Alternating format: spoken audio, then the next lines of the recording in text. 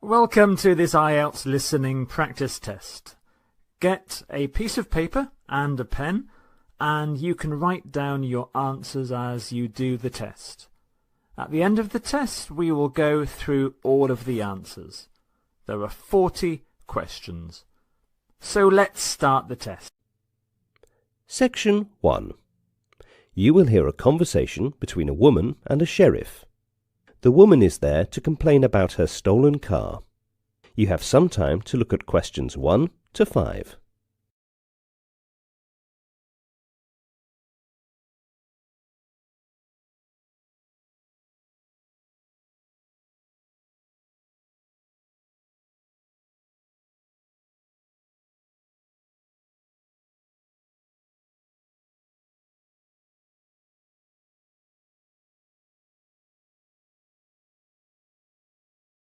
You will see that there is an example which has been done for you.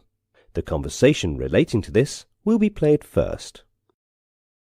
Hello, I need your help. How can I help you? I want to report about my stolen car, please. Okay. I have had my car stolen. The woman has lost her car, so a car is written as an answer for the example. Now listen carefully and answer questions 1 to 5. Hello, I need your help. How can I help you? I want to report about my stolen car. Okay.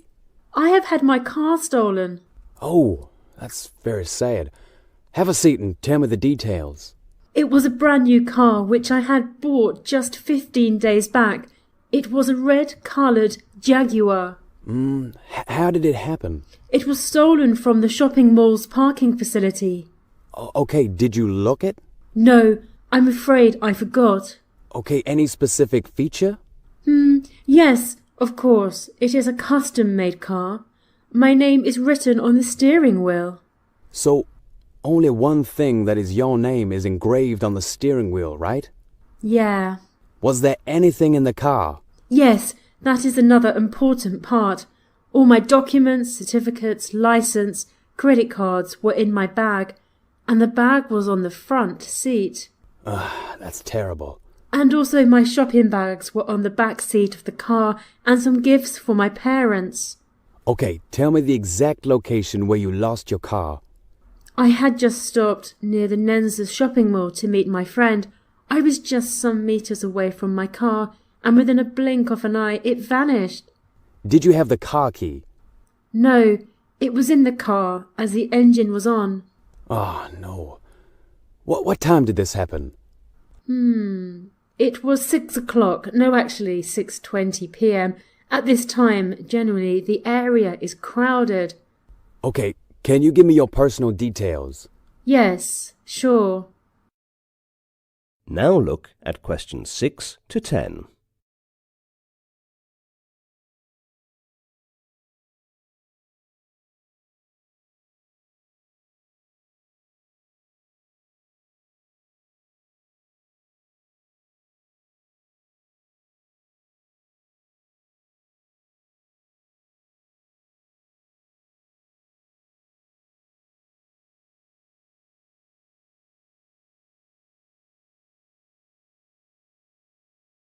As the talk continues, answer questions 6 to 10.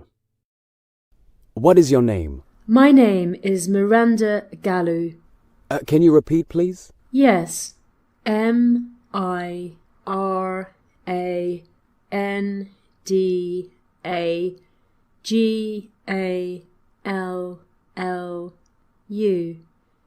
Where do you stay? Studio apartment 47, Hilton Road, Florida. Hilton Road. Yeah, studio apartment 47.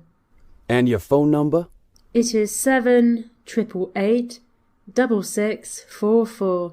Right, 78886644.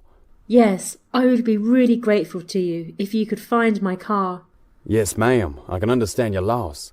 It is an expensive car, am I correct? Yes, it is very expensive. I want you to come to the police station tomorrow also, so that we can follow up your case. Thank you. Hope you will find my car soon. That is the end of section 1. You now have some time to check your answers.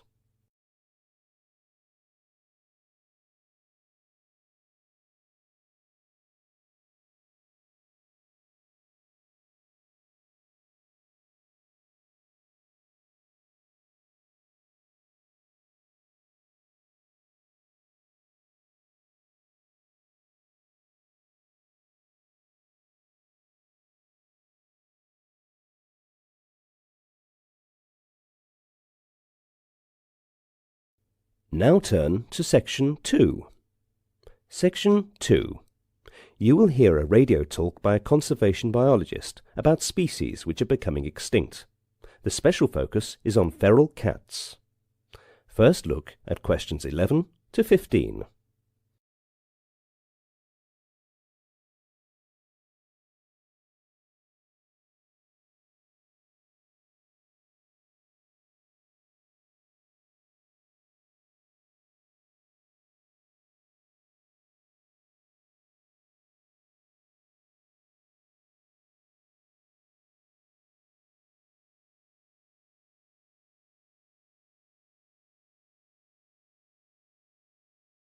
Now listen to the recording and answer questions 11 to 15. Australia is being swept by a second wave of post-settlement extinctions, and the culprit is the feral cat. Cats are estimated to eat 75 million native animals every night, and the future for Australian fauna looks bleak. Greg Borsch-Mann and Nardine Groch investigated. The second great wave of extinction since European settlement is currently sweeping Australia's northern area. It's recently arrived in the Kimberley, Australia's last arc of pre-European biodiversity. Scientists now say that the main threat to the biodiversity is the feral cat. It's estimated that there are between 15 and 23 million wild cats living around continental Australia and its offshore islands. In the post-decade or two, the threat posed by the feral cat has forced scientists and researchers to radically rewrite Australia's ecological history. Now look at questions 16 to 20.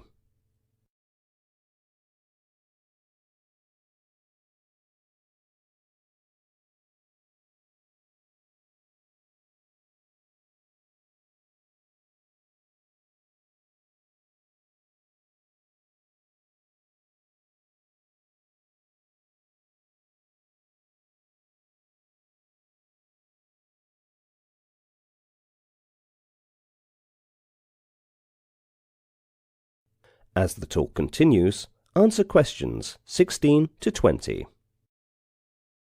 Conservation biologist Dr. John Warnarski says, "We've overlooked the feral cat until very recently because we're still struggling to understand the Australian landscape, especially in the tropical north.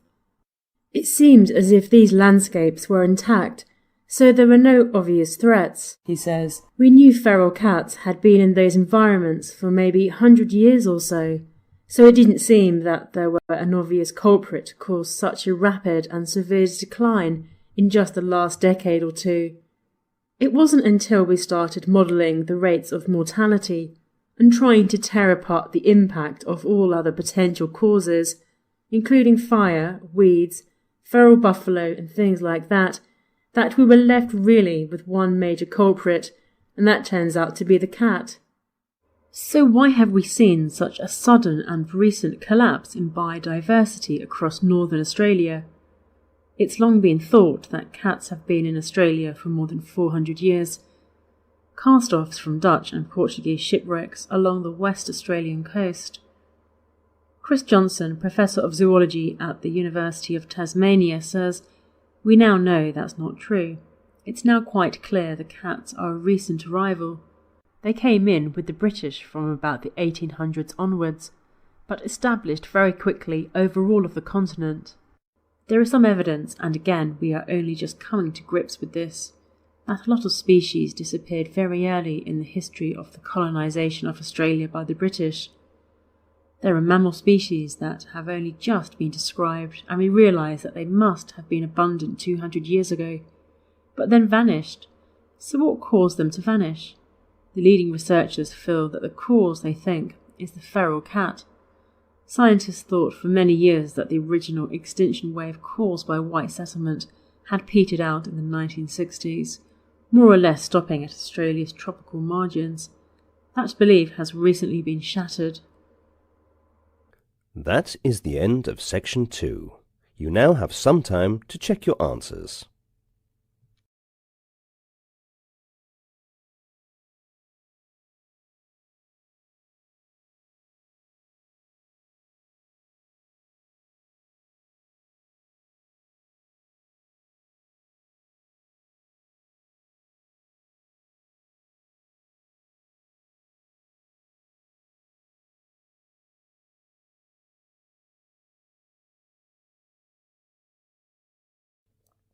Now turn to Section 3. Section 3. In this section, you will listen to an interview with Al Pacino, who has perfected his own masterful blend of intensity, coolness and control on the stage and screen for over 4 years. The interview is conducted by a famous TV presenter, Julian Schnobel. First, you have some time to look at questions 21 to 23.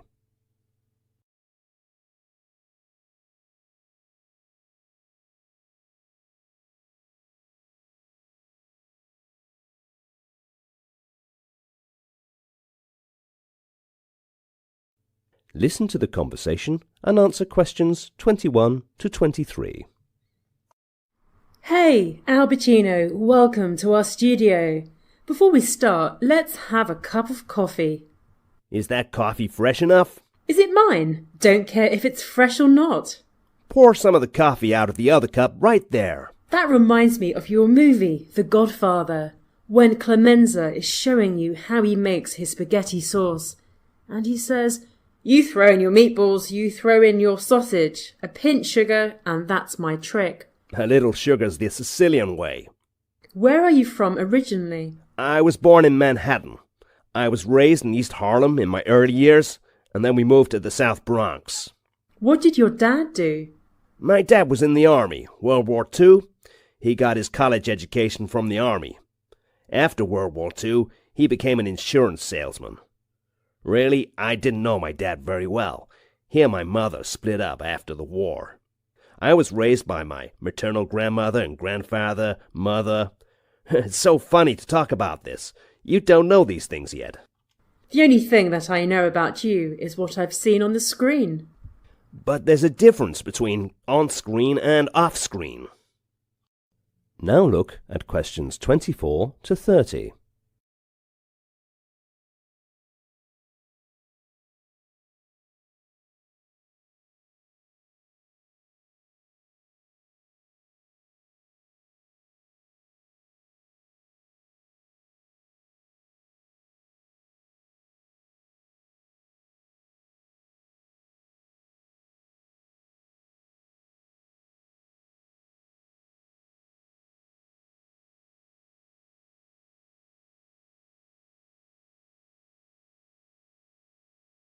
As the talk continues, answer questions 24 to 30.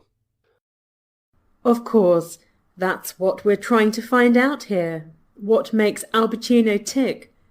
So why do you do acting? It's necessary to do it. Why I am here and why I started to do this is because of the kind of things that were around when I was at an age when they impressed me. I was impressed by the experimental theatre of the Living Theatre in the early 60s and by the Open Theatre, and I was impressed by early Circle in the Square days. I was part of those troupes who would watch plays played by actors instead of buying a cappuccino and a piece of pastry. I did children's theatre. How was your experience when you used to go for auditions? When I was younger, I would go to auditions to have the opportunity to audition, which would mean another chance to get up there and try out my stuff, or try out what I had learned and seen how it worked with an audience, because where are you going to get an audience? Sometimes the only way you can get an audience is at an audition. I'd never expect to get the role, of course. Do actors get a role in movies easily? I don't think actors should ever expect to get a role, because the disappointment is too great. You've got to think of things as an opportunity. An audition is an opportunity to have an audience. Now that you've had a few roles, I'm sure auditioning is less satisfying for you. As you get older, auditioning becomes harrowing and difficult. Why did you even want to be in movies? Actually, I started theatre at a very young age and did it for many years. When one is young, everyone wants a bigger platform, bigger work where one can get more exposure and greater opportunity. Theatre gave me the same type of roles and limited money. But when you are grown up, the things don't go like that. I started dreaming of myself in movies, as it has been a bigger fan club and huge money making. Money is important for you? When I was young, I fell in love with whatever happened. You know, with that kind of world. Once I fell in love with acting, that was it. It no longer mattered whether I made any money at it or not. Do you want to go back to theatre? Well, I like the theatre because theatre is where I started. I've now come to a point where I understand movies like the way I understand theatre. Theatre for me, at one point, was a lifestyle too. I don't know anything about your past. Maybe I'm not reading enough, but I suspect it's because you're an extremely private guy. Maybe I got into the habit of not stepping out of it because it worked for me before. I enjoy the company of people. Sometimes I'm separated from them by my work. I go off to work, and that can last a long time, especially in the movies when you're out of touch for 7 or 8 months. And you come back and the rhythms have changed. People are no longer together and things like that. What encourages you? When you see people who have endured and have come through, who still have that kind of spirit left, like the survivors, then there's something encouraging about that. Thank you for sharing of your life. That is the end of section 3. You now have some time to check your answers.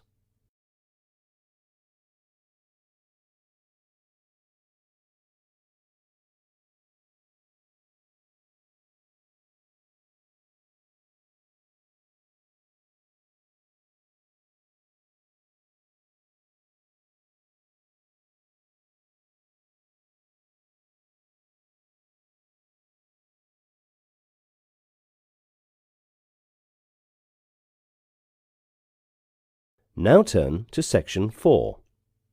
Section 4. You will hear an extract from a talk given by a member of a zoo and an aquarium association who is telling about the development, maintenance and funding of Australia Zoo. First, you have some time to look at questions 31 to 35.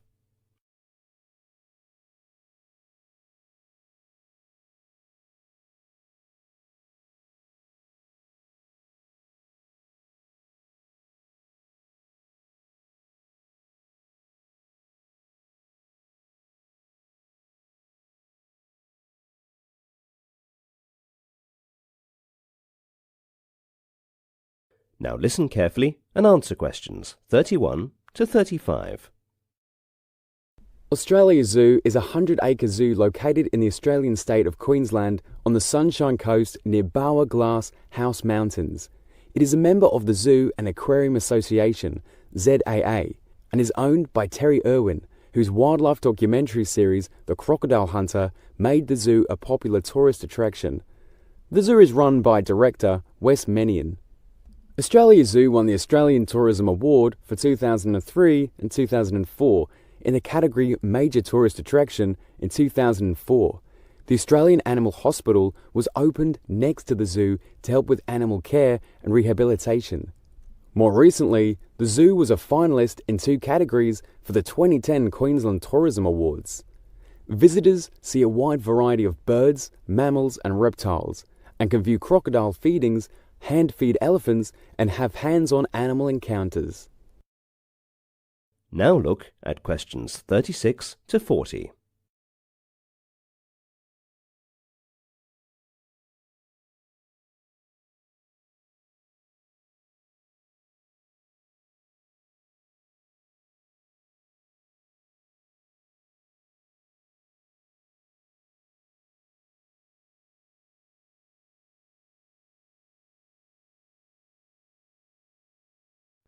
Now listen to the second half of the recording and answer questions 36 to 40.